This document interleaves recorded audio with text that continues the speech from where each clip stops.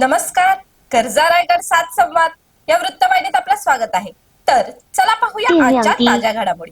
ग्रामपंचायतीच्या कारभाराविरोधात अभिनव युवा संघाचा आत्मदहनाचा इशारा. पेण तालुक्यातील कोपर ग्रामपंचायतीच्या कथित गैरकारभाराविरोधात अभिनव युवा संघ कोपर यांनी आक्रमक भूमिका घेतली असून विविध मागण्यांकडे प्रशासनाचे लक्ष वेधण्यासाठी 15 ऑगस्ट रोजी विभागीय आयुक्त कोकण विभाग सीबीडी बेलापूर यांच्या कार्यालयासमोर सामूहिक आत्मदहनाचा इशारा करण्यात आला आहे. कोपर ग्रामपंचायतीमध्ये आर्थिक गैरव्यवहार होत असल्याचा आरोप संघटनेने केला आहे.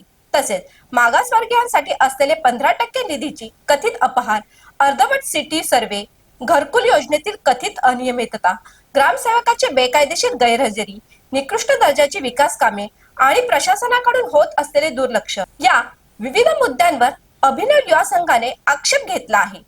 या प्रश्नांबाबत संबंधित प्रशासनाने गांभीर्याने दखल घेऊन चौकशी करावी, तसेच ग्रामपंचायतीच्या कारभारात पारदर्शकता आणावी अशी मागणी संघटनेने केली आहे.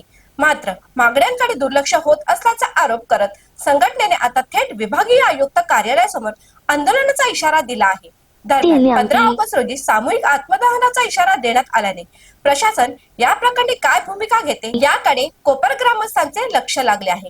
ग्रामपंचायतीवरील आरोपांची चौकशी करून दोषींवर कारवाई करावी आणि संबंधित प्रश्न मार्गी लावावेत अशी मागणी अभिनव युवा संघांकडून करण्यात आली आहे. यावेळी आत्मदहन करणाऱ्या तरुणांनी प्रसार माध्यमांशी संवाद साधला. कोपरगावच्या आम्ही सर्व त्रस्त जे अर्जदार आणि ग्रामस्थ आहोत, आम्ही चौघांची आमची एकच मागणी आहे की आम्ही अर्जात नमूद केलेल्या ज्या आमच्या अटी आहेत, म्हणजेच पहिली अट की मागासवर्गीयांसाठी ग्रामपंचायतच्या निधीतून जो 15% अनुदान 5 वर्षात जो कुठे गायब झालाय त्याची पूर्ण ऑडिट व्हावी आणि त्यात जर कोणती गफलत आढळली तर संबंधित अधिकाऱ्यावर कारवाई व्हावी. तशीच दुसरी अट की मागील 5 वर्षात जी ग्रामपंचायतमध्ये जी विकास कामं झाली त्यांच्या कोणत्या कोणत्या कामाची ऑडिट झाली आणि कोणत्या कामांची नसेल झाली तर त्याची पुन्हा ऑडिट व्हावी आणि त्या ऑडिट नंतर त्या कामात कोणती जर दिरंगाई किंवा भ्रष्टाचार आढळला तर त्यावर देखील कारवाई व्हावी. तसंच तिसरी अट आहे की गावातील गरजू ग्रामस्थांना घरकुल योजना मिळावी, कारण की कोपर ग्रामपंचायतीची स्वतंत्र ग्रामपंचायत होऊन आज जवळजवळ 25 वर्ष लोटलेत आणि तरीही जर गावात घरकुलाला गरजू जर ग्रामस्थ मिळत असतील तर हा कोपर ग्रामपंचायतीचा पराभव आहे. चौथी आणि अत्यंत महत्वाची आणि पंचक्रोशीतल्या गावांना प्रभावित करणारी गोष्ट आहे ती म्हणजे दुतर्फा खारबंदिस्तीची.